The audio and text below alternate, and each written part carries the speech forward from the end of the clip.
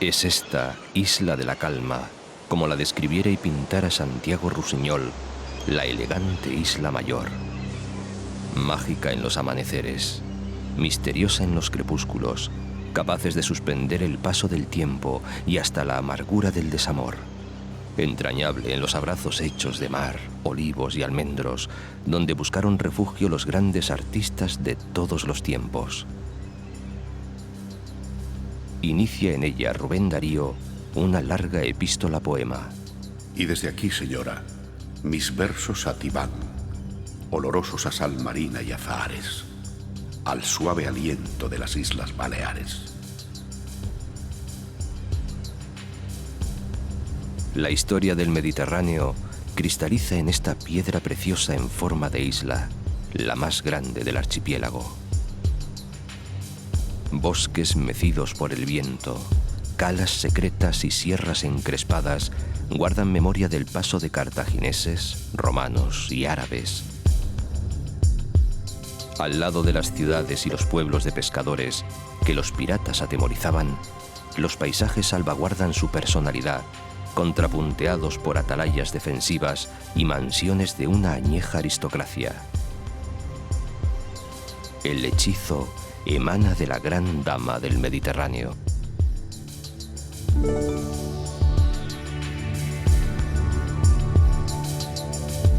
Los primeros turistas empezaron a llegar a principios de los años 20 del pasado siglo, y hasta la Guerra Civil fue creciendo un turismo distinto, especialmente de intelectuales y artistas.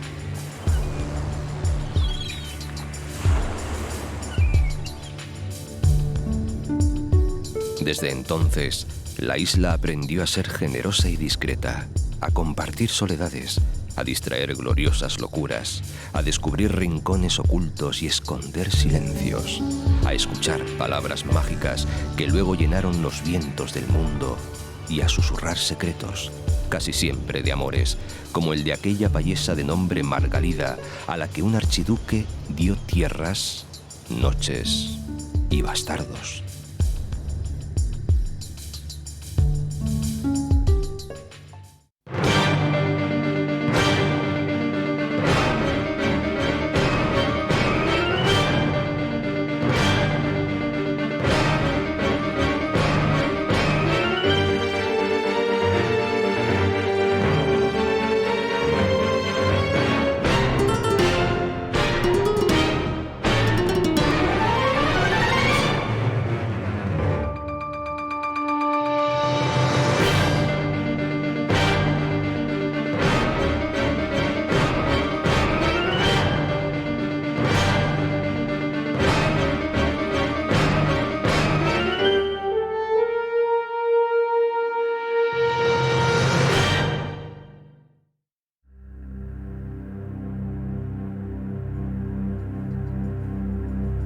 Mallorca se encuentra casi a la altura de Roma y comparte grado de longitud con París.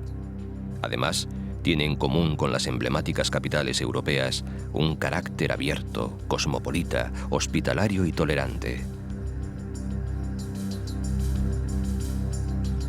Muchos y algunos muy importantes han sido y son sus visitantes, pero es probable que quienes más ayudaran a difundir su nombre fuesen dos artistas de genio singular.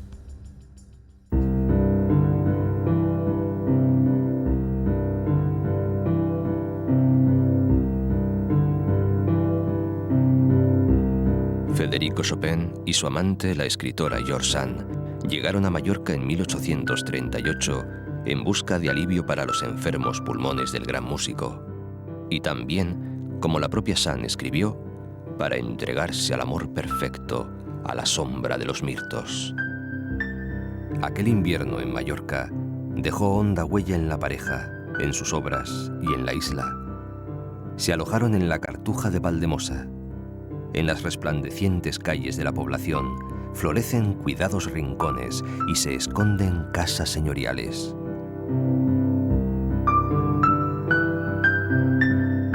Chopin, enfermo de mal de amores, componía sus preludios, mientras George Sand, que escribía y fumaba con furia, se extasiaba. Cuando paseo al atardecer, tengo que recordarme a mí misma que no son más que árboles. En sus orígenes residencia real, pasó a posesión de la Orden Cartuja en 1399. Los buenos frailes transformaron el edificio de arriba a abajo.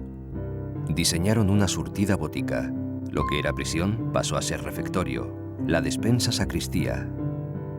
Y tuvieron además el buen tino de conceder a cada monje una celda de 3 habitaciones con su respectivo jardín, donde mejor entregarse al rezo y la meditación. La desamortización de Mendizábal desalojó a los cartujos de sus notables celdas, que pasaron a ser vendidas o alquiladas a particulares. Es el verde de Helvecia, bajo el cielo de Calabria, en la solemnidad y el silencio de Oriente. Este era para George Sand el paisaje mallorquín que les acogió. Su amor no siempre fue perfecto y sus relaciones con los habitantes de la isla estuvieron lejos de resultar idílicas. Pero los miles y miles de turistas que visitan cada año la Cartuja, donde vivieron y crearon, quedan aún fascinados por el enigma que se respira en cada recodo del viejo edificio.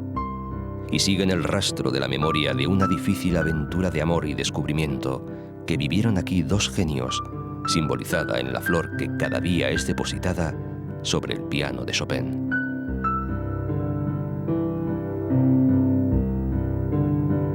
La mítica población concedió después reposo a otros grandes artistas: Rubén Darío, Santiago Rusiñol, Miguel de Unamuno, Azorín. Buscar el puerto de Valdemosa supone enfrentarse a un camino inverosímil que muere en Sestaca, una aldea de pescadores casi desconocida incluso para los propios mallorquines.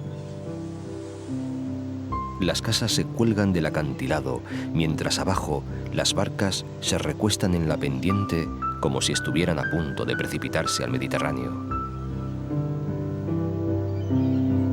Y entre la arboleda, la mansión que hoy pertenece al cineasta Michael Douglas y antaño fue del archiduque Luis Salvador, cuya singular memoria está presente a lo largo y ancho de la geografía de la Dama del Mediterráneo.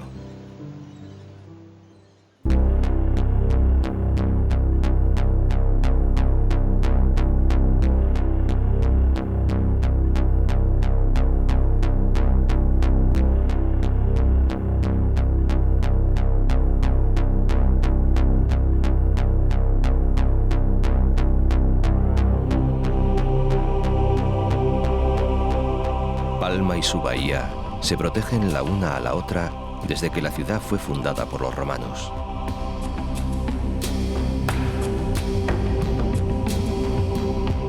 El primer gran momento de esplendor para la capital le llegó con los árabes, que ampliaron su Medina Mallorca, enjaezándola con jardines y laberínticos callejones que todavía hoy sobreviven. A la muerte de Jaime I, que había incorporado la isla a la cristiandad y a la corona de Aragón en 1229, Mallorca fue reino independiente por un corto pero fructífero tiempo.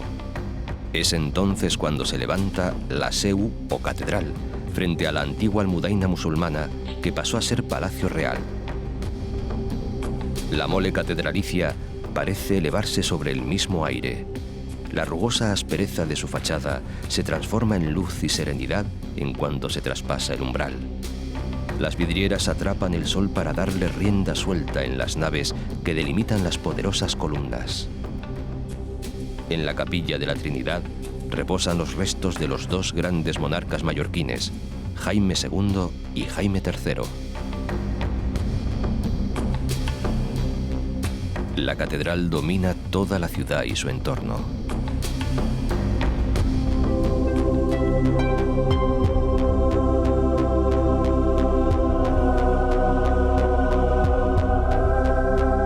A su lado bullen de vida los barrios populares, las alamedas y jardines, las plazas y palacios. Quien mejor simboliza el verdadero carácter de esta palma aristocrática se esconde de la vista del paseante inadvertido. Se trata de los patios señoriales. Nacieron en los siglos góticos, cuando los estrechos callejones de la Palma de entonces obligaban a abrir espacios amplios y luminosos en el seno de las mansiones. En los siglos XVII y XVIII, los patios pasaron a convertirse en el símbolo de la arquitectura señorial mallorquina. ¿Supieron estos vetustos callejones de los primeros pasos de aquel doctor Illuminatus, filósofo, poeta y teólogo, que aquí naciera entre 1232 y 1236? Raimon Llull, que escribía en las lenguas latina, musulmana y bizantina, probablemente fuera un cortesano del rey Jaime, que murió con casi 80 años en Túnez, inspirado con extraordinario fervor en la conversión del mundo mahometano.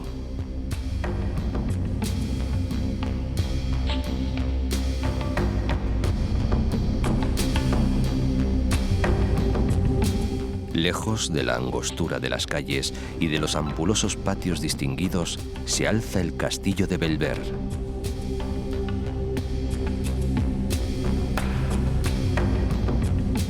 Ordenó su construcción Jaime II, hijo de otro rey Jaime, el Conquistador, para alivio de su maltrecho cuerpo atacado por la tuberculosis, y fue luego cárcel para aquel asturiano ilustrado de nombre Gaspar Melchor de Jovellanos, que aquí penó durante 6 años. La fortaleza es el testigo más notorio de aquellos tiempos en los que Mallorca era un reino independiente y abierto al Mediterráneo, donde participaba de un próspero comercio. Desde sus almenas se puede disfrutar de otra obra de arte prodigiosa, la Bahía Mallorquina. Se extasiaba Santiago Rusiñol. Palma es como un hermoso tapiz, lleno de palacios y monumentos que se sacuden al sol.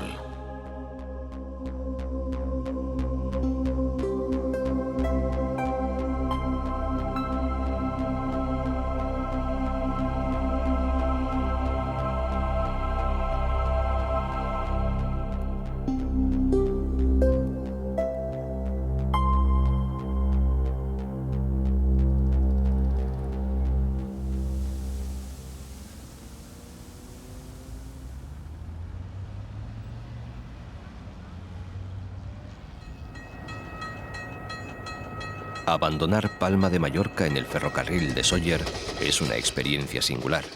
Es el último de su estirpe.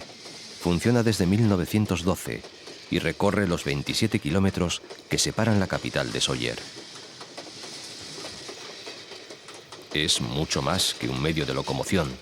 Se ha convertido en patrimonio de todos los mallorquines, que lo han sabido mantener a salvo de los estragos del tiempo y de los embates furiosos del diseño y las modas.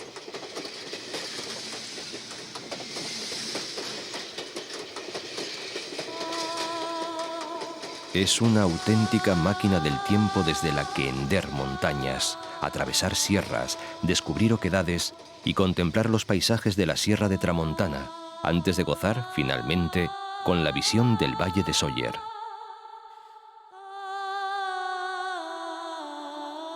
La posada de la Artesá, punto y final del nostálgico viaje, es una antigua casa de postas desde la que partían las diligencias hacia Palma, a la que han permitido conservar todo el aroma de añejos tiempos de esplendor.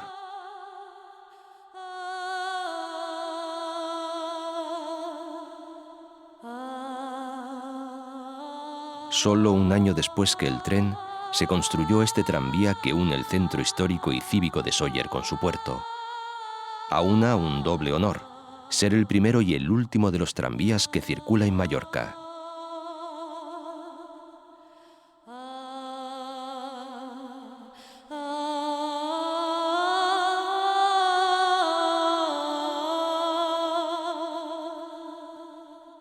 Sóller respira con el aliento pausado de un pueblo mediterráneo, pero también se agita con la cosmopolita brisa de un puerto abierto a Europa.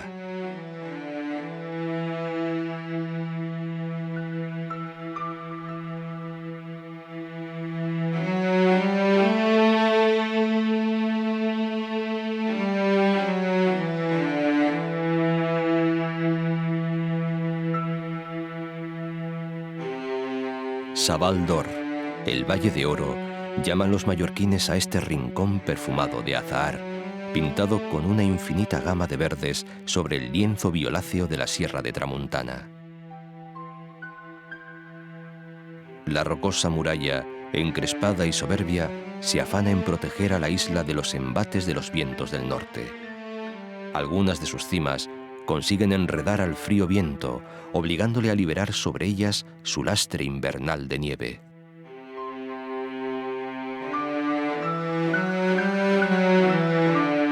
A los pies de la sierra se abre la comarca de Esraiguer, una zona agrícola e industrial cuya capital es Inca, famosa en todo el mundo por sus factorías de zapatos y piel.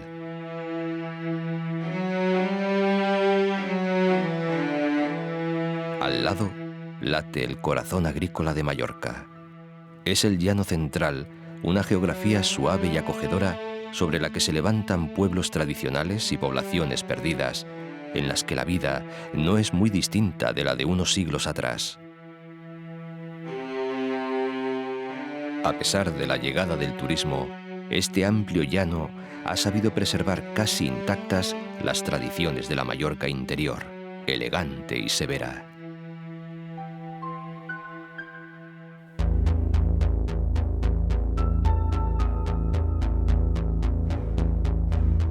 Pero volvamos al principio, a Palma, para tomar de nuevo el camino de la costa que conduce a Andratx. Todo este tramo de costa oeste de la isla, entre las colinas de la Sierra de Naburguesa y el mar, se ha convertido en centro de la vida social veraniega, donde se entrecruzan miembros de la jet set, regatistas que descansan antes de zarpar hacia su próximo desafío en el mar, turistas llegados de todos los rincones del planeta, ilusionistas de la vida que se enredan en el trajín de cada día, buscadores de romances breves, amantes de sueños perdidos. La costa de Calviá es un cosmos que se nutre de pequeños planetas turísticos abocados a playas imposibles y recoletas calas. Aguas transparentes, casas colgadas sobre un mar tan apacible que se hace camino para todo tipo de embarcaciones y escenario para todos los sueños, despreocupados bañistas que procuran gozar las delicias de un sol y un mar únicos.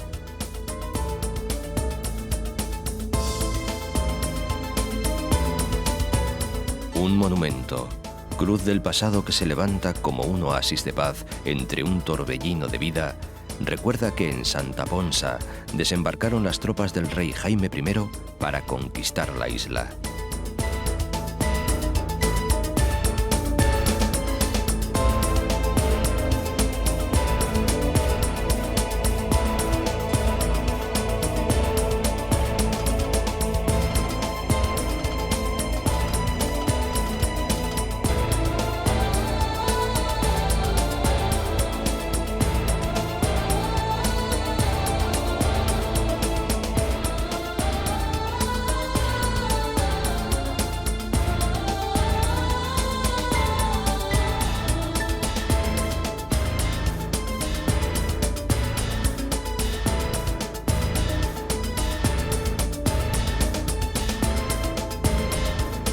Sant Elm, recoleto y pequeño, está protegido nada menos que por un dragón. Y es que el islote de Sa Dragonera, que parece vigilar su entrada, parece uno de esos animales mitológicos que aguarda flotando sobre el mar la llegada de los barcos. Este lugar de mitos se ha convertido en todo un símbolo de la lucha por la defensa del medio ambiente.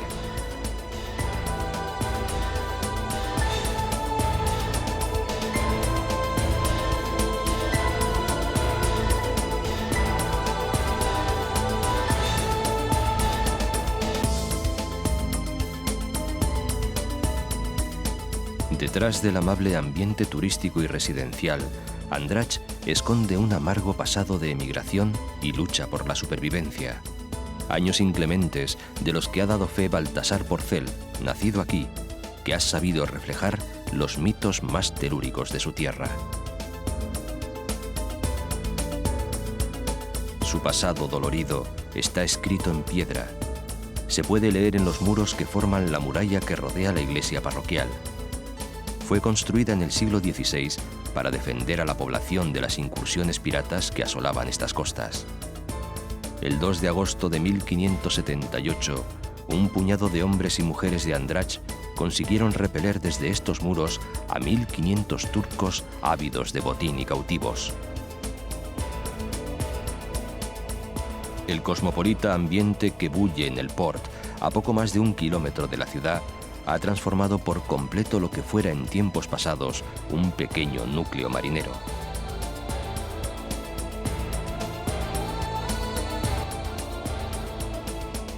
Dejar Andrach para dirigirse a Estellencs es iniciar un viaje hacia la más sublime belleza mallorquina.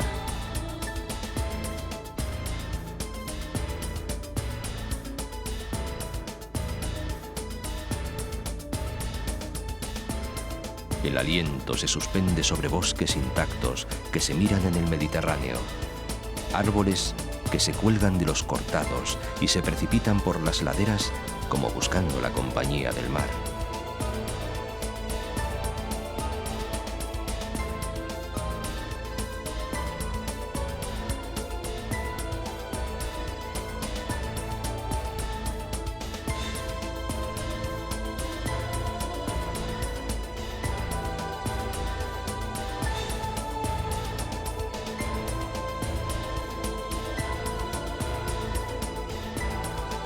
Estellencs es uno de esos pueblos en piedra que parecen colgados sobre el horizonte. A sus espaldas se levanta otro monumento en piedra, el Galatzó, la montaña mágica de Mallorca. Cuenta la leyenda que es el hogar del mítico conde Mal, el rico y enigmático noble dueño de estas tierras. Un espíritu que, para espanto del pueblo, gusta de recorrer las laderas del Puig con armadura negra, cabalgando un caballo verde y con olor de azufre. Menos mal que solo se deja ver una vez al año y que el feudo estaba habitado por hadas buenas, y debe estarlo, pues parece que éstas nunca mueren. Sin embargo, a quien más temían antaño por estas tierras, viajaba sobre el mar.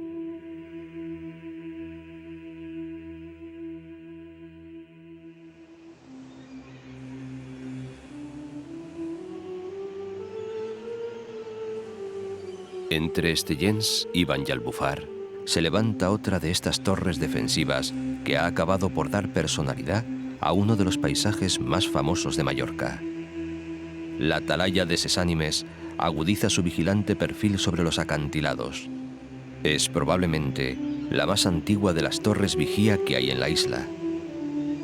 De ella se cuentan muchas fábulas y se dice que las almas en pena tejen unas invisibles redes en las noches de invierno para atrapar a quien se aventure a pasar por sus alrededores. La imagen del acantilado, la atalaya, el mar y el cielo son un hermoso prólogo a Banyalbufar, donde se evoca la dulzura de la Malvasía en su paisaje y en su nombre. Su denominación proviene del árabe y significa Viña del Mar. Albercas, terrazas, caminos y barracas hablan de un cultivo que trataba de aprovechar hasta el último centímetro de tierra disponible. Con sus frutos se creaba un vino dulce y fragante, Malvasía, que adornaba con su presencia los más exquisitos postres.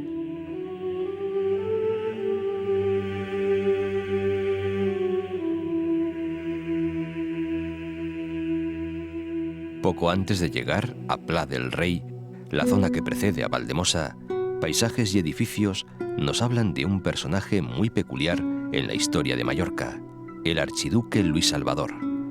Fue el mismo que construyó en el port de Valdemosa Sestaca. Seguía Rubén Darío en su poética epístola. Hay no lejos de aquí un archiduque austriaco que las pomas de Ceres y las uvas de Baco cultiva en un retiro archiducal y egregio. Hospeda como un monje, y el hospedaje es regio. Sobre las rocas se alza la mansión señorial, y la isla le brinda ambiente imperial. Luis Salvador de Habsburgo, Lorena y Borbón fue un viajero impenitente, ávido de conocimientos y aventura, que recaló en la vieja dama del Mediterráneo allá por 1867. Llegó por primera vez, con solo 20 años, para escribir su mejor obra, Die Balearen. Cuando pudo regresar, 4 años después, inició una febril actividad que iba a ser trascendental tanto para su vida como para la isla. Se lanzó a comprar tierras y posesiones, construyó además de Sestaka 40 miradores, 3 capillas y una decena de pollos y merenderos unidos por una red de caminos. Hoy es la ruta del archiduque. Sus tierras estaban abiertas a todos y en su hospedería cualquiera podía alojarse gratis durante 3 días.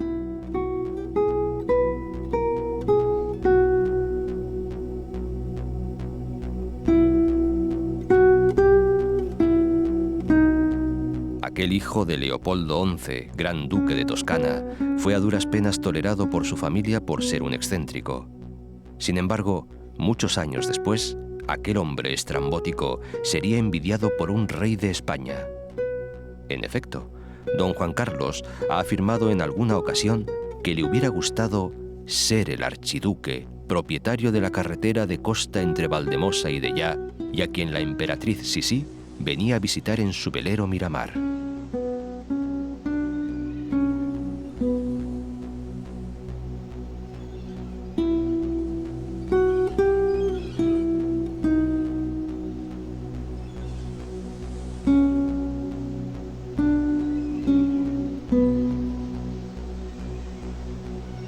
Quizás fue el carácter del archiduque lo que tanto sedujo a Sisí, la melancólica, misteriosa y desgraciada emperatriz. Ambos compartían el amor por la naturaleza. Siempre que la amada y a la vez incomprendida Elizabeth sentía necesidad de huir de la corte de Viena, se refugiaba en casa de su amigo.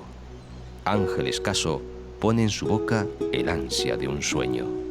Toda mi vida ha sido una lucha por alcanzar un pequeño trozo del paraíso. Y he tenido que enfrentarme al mundo entero en esa cruel batalla que me ha dejado marcada de imborrables cicatrices.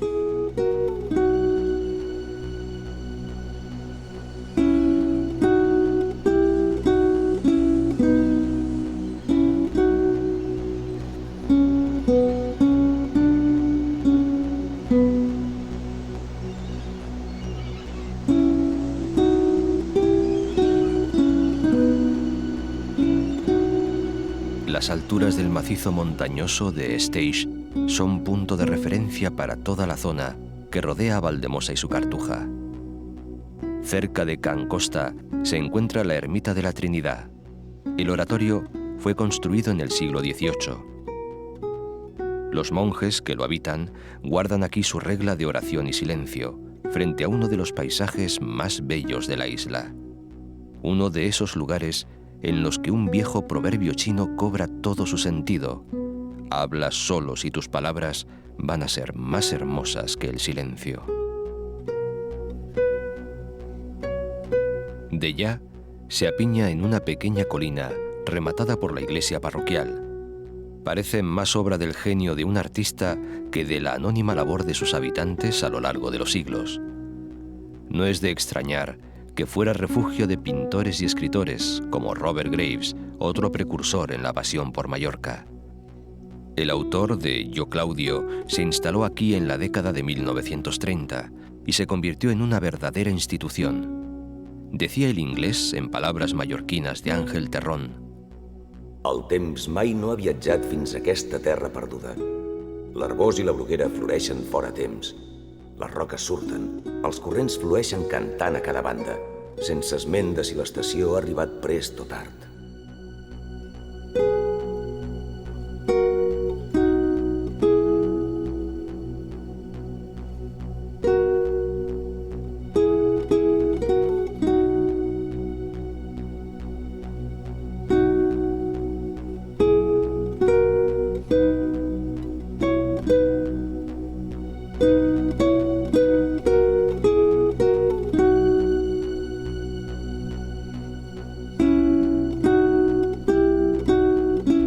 Basta reparar en las lápidas de su cementerio para comprender la dimensión universal del pueblo. En ellas aparecen nombres de pintores y artistas y personas de todas las nacionalidades.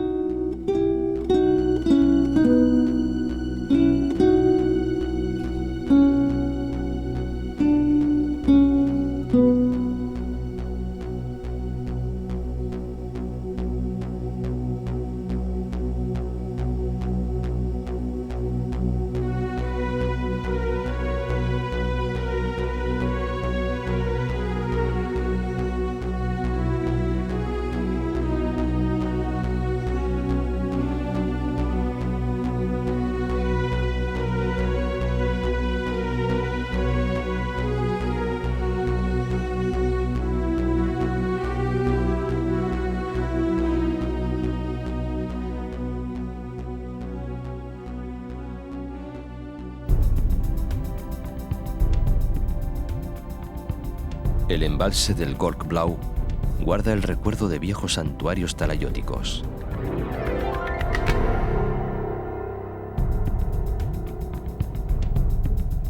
Hasta Sacalobra llega el torrente Pareis, un gigantesco desfiladero que hiende las entrañas de la Tramontana. El paisaje, impresionante, conserva la integridad y el sosiego de hace siglos. Como el monasterio de Lluc, corazón espiritual de la isla, fue construido sobre un asentamiento prehistórico que seguramente tenía por sagrado el encinar que lo rodea. Su fundación, al menos eso dicen, fue producto de un milagro. Un pastor llamado Lluc, Lucas en castellano, halló entre las rocas de un torrente una imagen de la Virgen.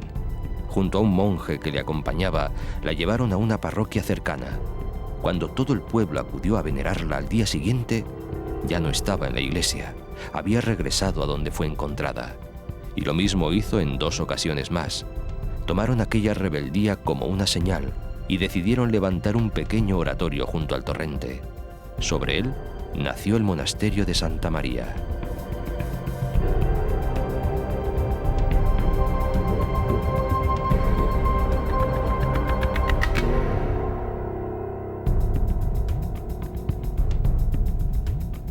Muchos son los milagros que se le atribuyen.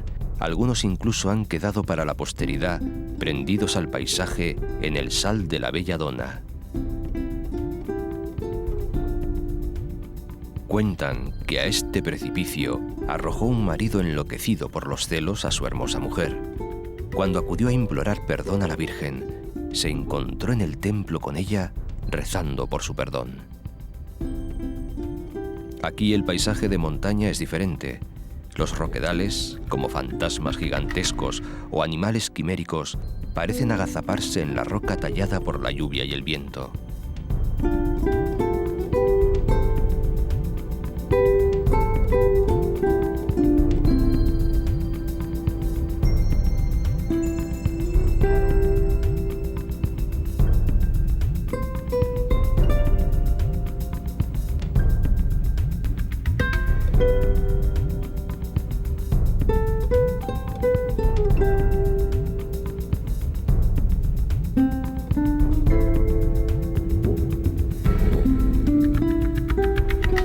Pies de la sierra, en una amplia bahía, el Port de Pollença, denominado un moll por los pollensines.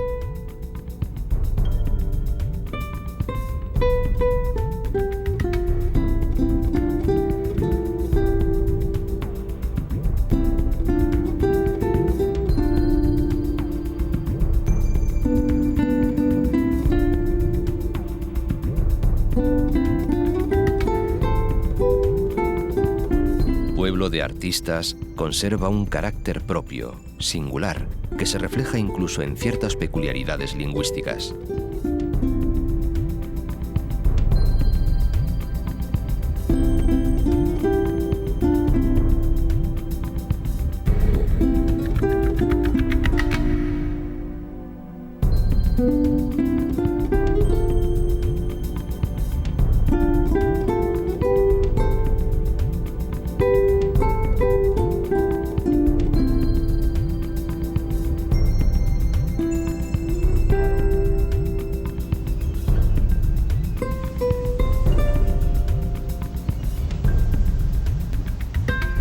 Cap Formentor, el promontorio más septentrional de Mallorca, preside un paisaje bravío de altos acantilados y calas desiertas. El mirador de Sa Creueta, en la punta de la nau, se ha convertido en una de las imágenes típicas de la Isla Mayor. Una impresión de vértigo y esplendor imposibles de olvidar. La punta está iluminada por el faro de Formentor, que domina el horizonte desde lo alto de los acantilados.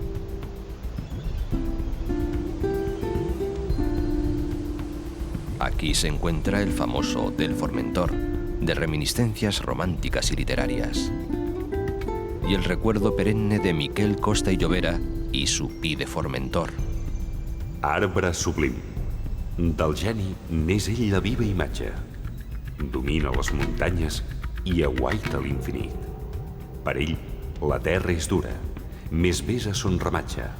el cel qui l'enamora, i té el llamp i l'oratge per glòria i per delit.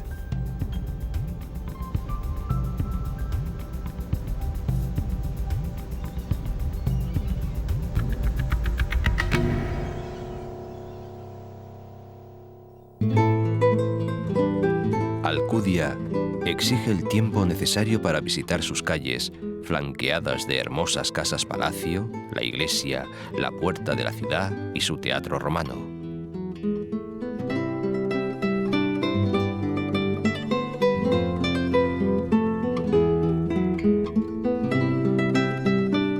Como en toda la isla, ante la falta de ríos permanentes, son los torrentes y las corrientes subterráneas los principales abastecedores de agua. El Parque Natural de la Albufera es una laguna litoral extraordinaria, y no solo por su belleza. Hoy día, aunque es el mayor humedal de Mallorca, ocupa la mitad de lo que fue en sus orígenes. Pero su riqueza ecológica lo hace excepcional y reúne entre sus 400 especies de plantas y árboles una soberbia muestra de la flora isleña.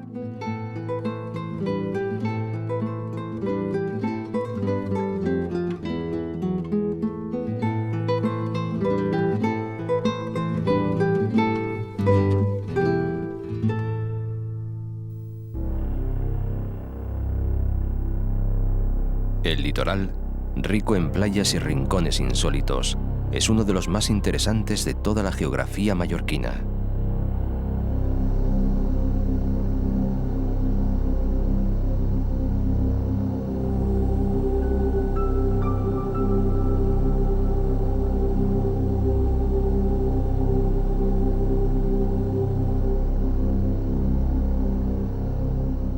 Cuentan que por su situación estratégica y la existencia de agua dulce, Capdepera resultaba muy atractivo para corsarios y navegantes.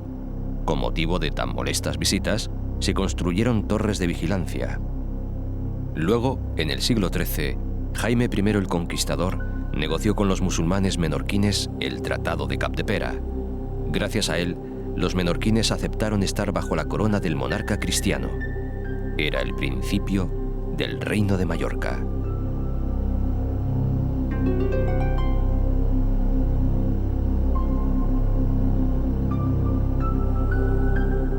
Cuando se iniciaba el siglo XX, la localidad conoció ya el fenómeno turístico.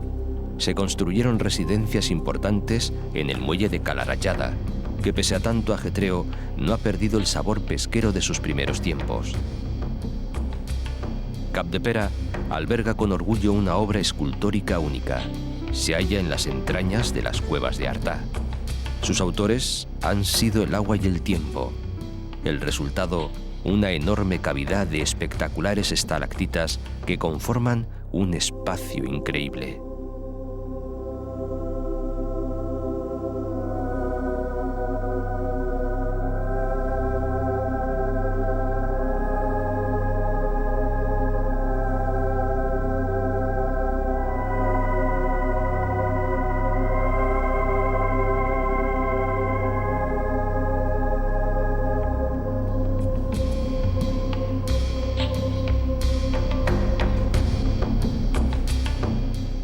Por la bahía de Calamillor y sus alrededores, se goza del privilegio de las aguas más cristalinas y calmadas de toda la isla.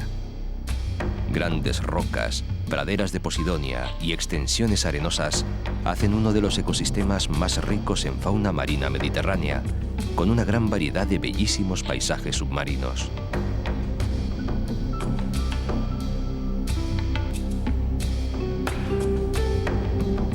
El puerto natural de Manacor acoge otra tradición, donde la celestial rebeldía juega también un papel decisivo.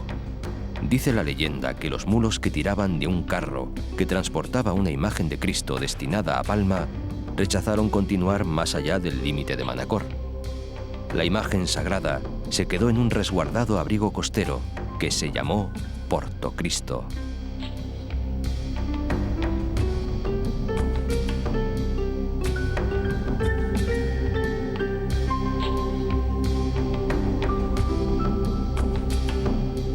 Su proximidad con las cuevas del Drac ha hecho que tuviera un enorme desarrollo turístico.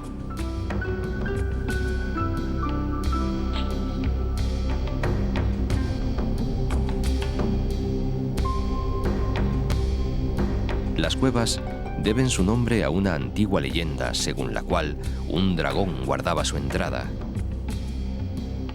En 1896, el inevitable archiduque Luis Salvador patrocinó una expedición científica que levantó el alzamiento topográfico definitivo.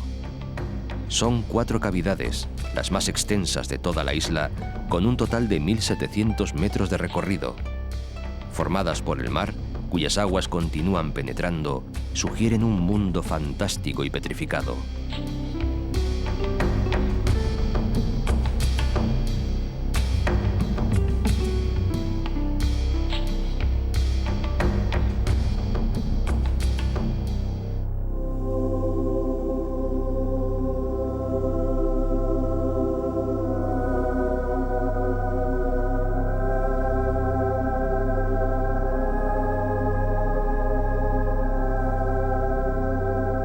Decir Manacor es decir perlas, artesanía del olivo, cuevas y calas recoletas. Muy cerca, en Petra, nació Fray Junípero Serra, aquel mallorquín fundador de misiones que llegarían a ser ciudades de la actual California.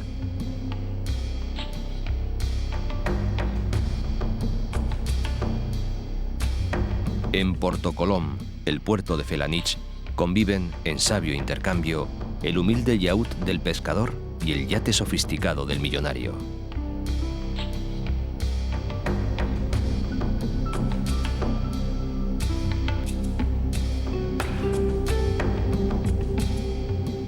Rodeada de viñedos, de trigales y de campos de almendros, Felanitx es tierra de hijos ilustres. Es el lugar de nacimiento del arquitecto que más hizo por el esplendor de Mallorca.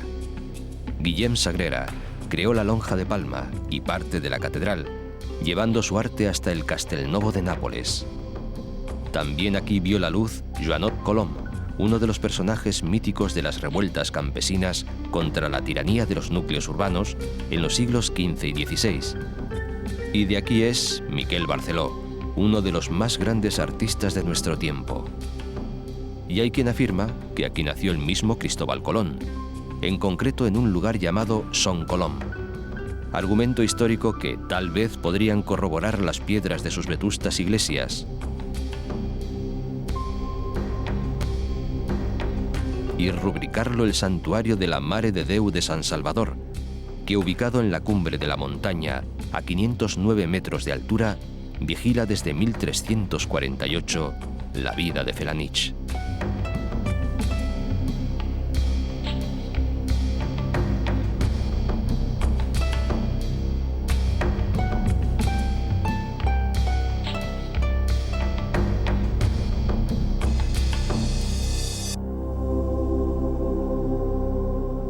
Tras el Castell Roquero de Santueri, cuyos muros rememoran la presencia musulmana, hermosas calas que se superan en un mito del turismo mediterráneo, Calador.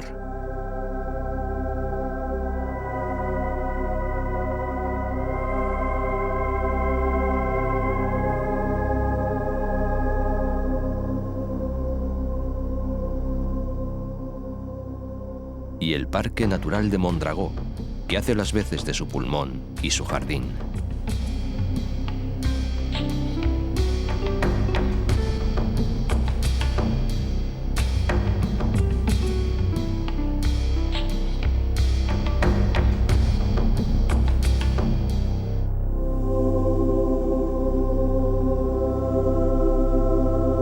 Santanyí es famoso por sus canteras de piedra arenisca. Su color ocre, casi rojizo, es el peculiar de los edificios de la villa.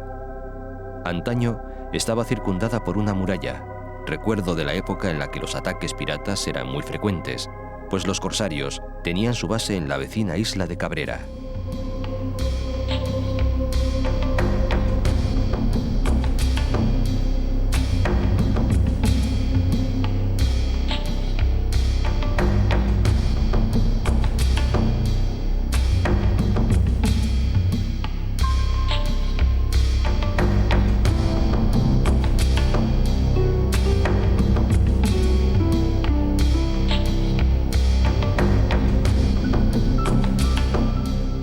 Aquí están los últimos paraísos, o los primeros. que esconde la dama del Mediterráneo.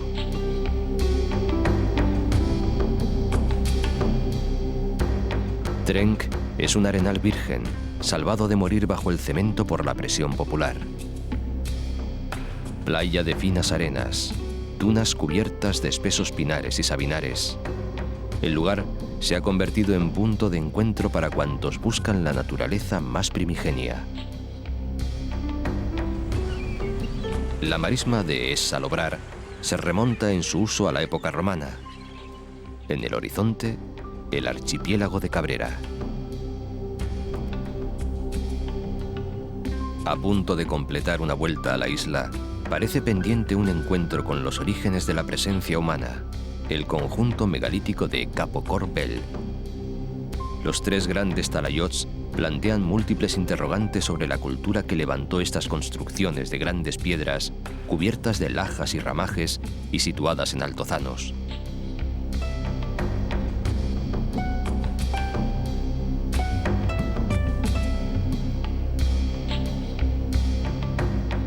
En Llucmajor, víctima de una vil traición, murió el último rey de Mallorca, Jaime III, el soberano que había vendido una de las joyas de su corona, la villa de Montpellier, a fin de conseguir medios para recuperar las islas.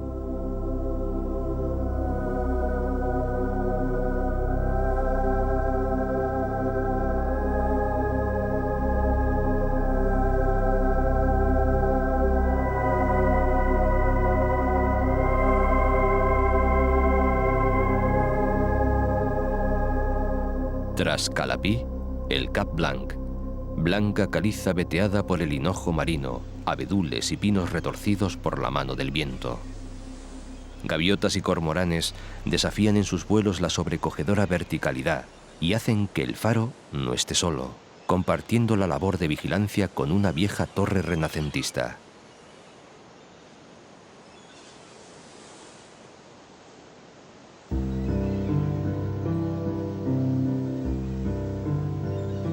Toda esta Mallorca no es todo. Quedan muchos lugares por descubrir. Retazos de la Mallorca recóndita, agreste y aislada, campesina o pescadora. Rincones secretos, pequeñas poblaciones, caseríos sin grandes carreteras ni puertos deportivos. Islas dentro de una isla que ostenta la renta más alta de España gracias precisamente a los que la invaden en masa. Son lugares que hay que recorrer, navegar o volar de punta a punta. Secretos de vieja dama que hay que conquistar. Se lamentaba el epistolar Rubén Darío en su carta a Madame Lugones. ¿Por qué mi vida errante no me trajo a estas sanas costas? Antes de que las prematuras canas de alma y cabeza hicieran de mí la mezcolanza formada de tristeza, de vida y esperanza.